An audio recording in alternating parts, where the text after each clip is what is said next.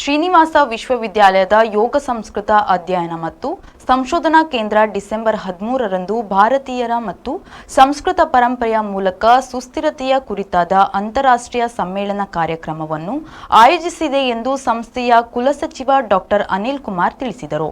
Srinivas college of pharmacy principal doctor A R ಶಭರಾಯಪುರ ಮಾತನಾಡಿ, ಶ್ರೀನಿವಾಸ್ ವಿಶ್ವವಿದ್ಯಾನಿಲಯದ ಕುಲಾಧಿಪತಿ ಡಾಕ್ಟರ್ ಸಿ ರಾಘವೇಂದ್ರ ರಾವ್ ಅಧ್ಯಕ್ಷತೆ ವಹಿಸಲಿದ್ದಾರೆ. ಅದಮಾರು ಮಠಾಧೀಶರಾದ ಶ್ರೀ ವಿಶ್ವಪ್ರಿಯ ತೀರ್ಥ ಸ್ವಾಮೀಜಿ ಅಂತಾರಾಷ್ಟ್ರೀಯ ಸಮ್ಮೇಳನ ಉದ್ಘಾಟಿಸಿ ಆಶೀರ್ವಚನ ನೀಡಲಿದ್ದಾರೆ.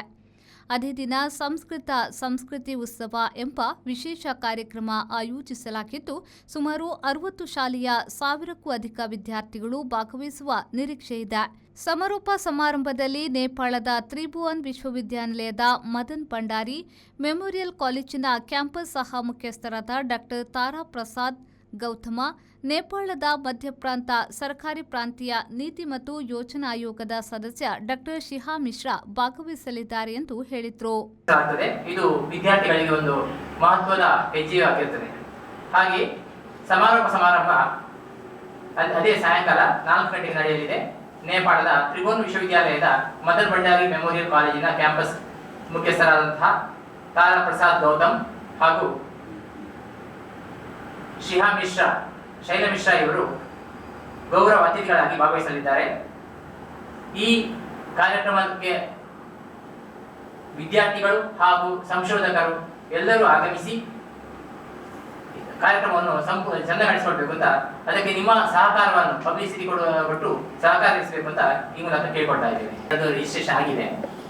ಹೌದು, ಈಗ ಇನ್ನೂ 1 ವಾರ ಟೈಮ್ ಇದೆ ಅವರಿಗೆ.